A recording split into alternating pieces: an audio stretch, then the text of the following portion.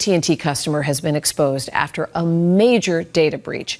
WBZ's Mike Sullivan spoke to a local security expert and explains tonight what you need to know to stay safe.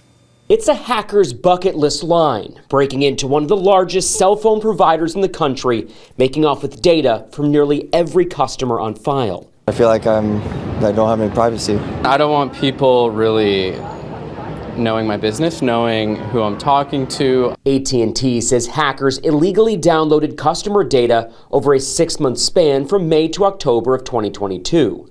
They say none of the data included their customers' personal information, nor the content of texts or calls.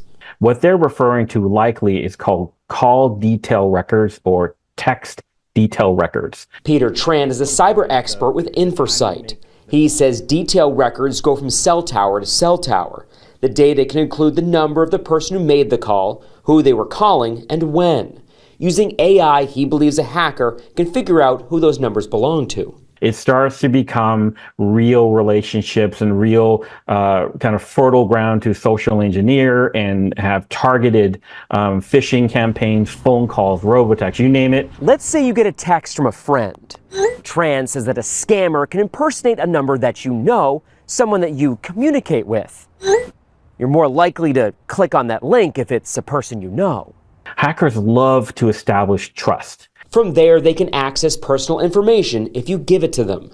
Michael Rubenstein has had AT&T for more than a decade. As someone who grew up in South Florida and had a grandmother who fell for the Midwest Africa Prince tactic, I think a lot of the elderly are going to suffer from this. So far, AT&T says one person has been arrested in connection with the hack. The cell phone giant says the data was downloaded through a third-party platform outside of the company. They had access to their workspace. The weakest link is normally the smaller size partner that may not have the resources, like AT&T, to really fortify their network. Now countless customers are scrambling to make sense of it all.